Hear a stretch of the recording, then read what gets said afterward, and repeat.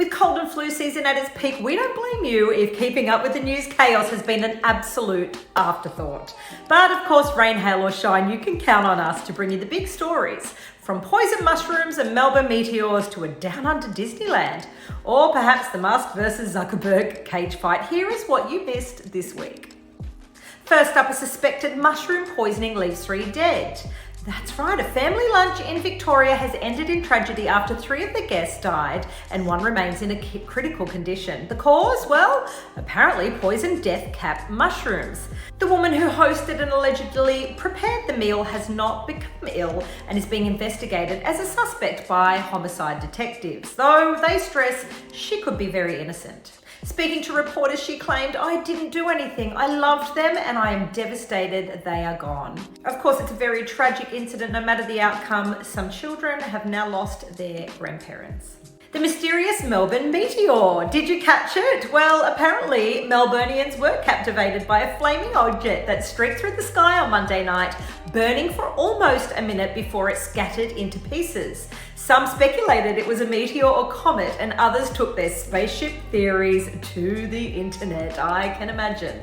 But experts quickly reported it was space junk and likely the remnants of a Russian Soyuz rocket re-entering the Earth's atmosphere.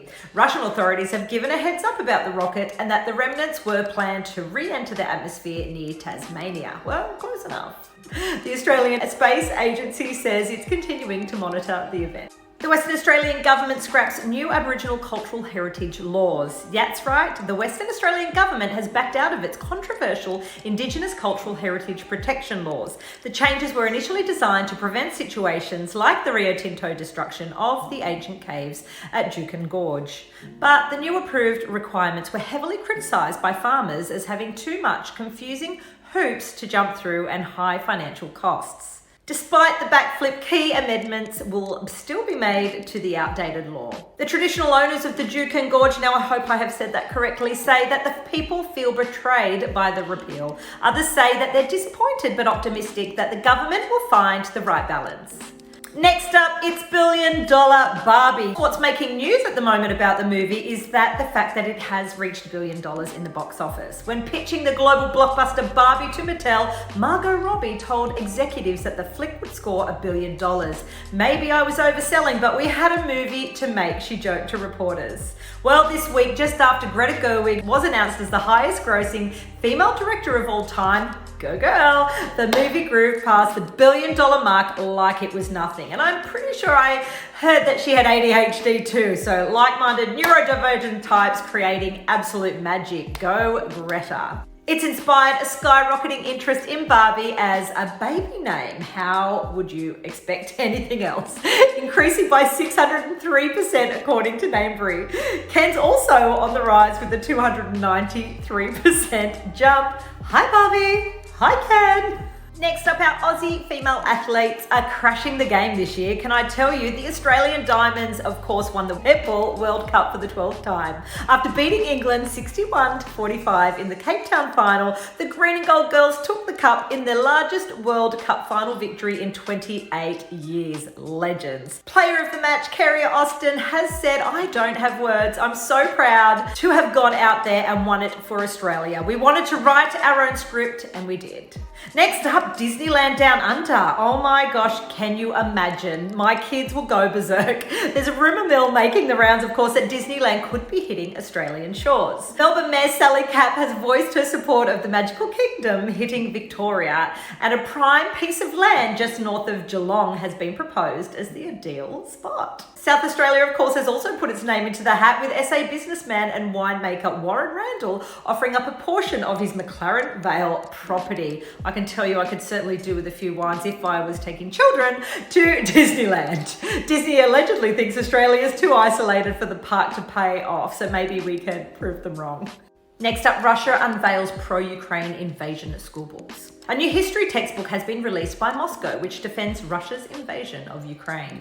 Aimed for the 11th grade, so that's 17-year-olds, the material is designed to highlight the demilitarization and denazification aims of what the Kremlin calls a special military operation. It covers a period from 1945 to the 21st century and repeatedly labels Ukraine as the Nazi state.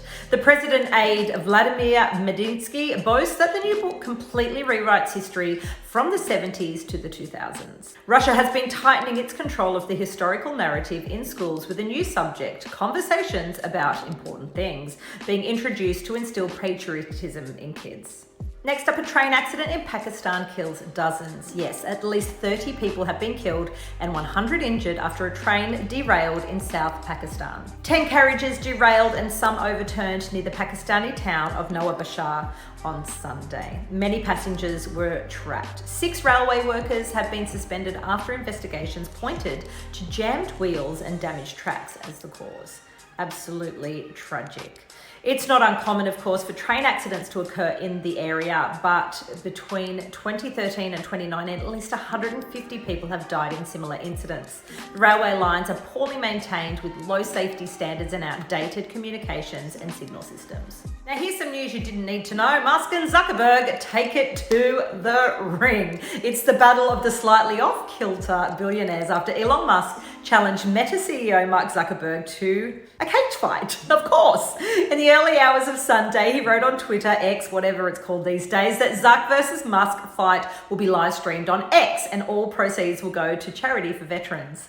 Well, taking to Threads, Zuckerberg replied, shouldn't we use a more reliable platform that can actually raise money for charity?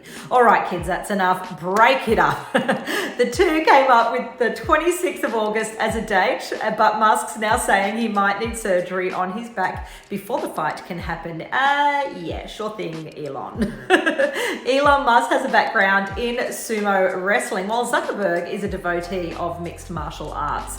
I don't know, I've got bets on someone pretty strongly, and of course both of them clearly have too much time and money to spend.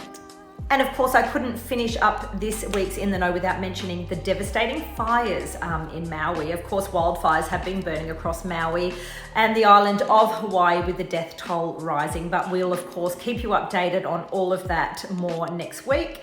And thank you again for joining us for In the Know. I hope you have enjoyed this week's wrap up. I know for myself, this is generally when I get the update on what's going on around the world because I do not have the time to tune in during the week. I hope you all have a fabulous weekend. It is absolutely stunning here in Sydney today, and I hope you all get to rest as well.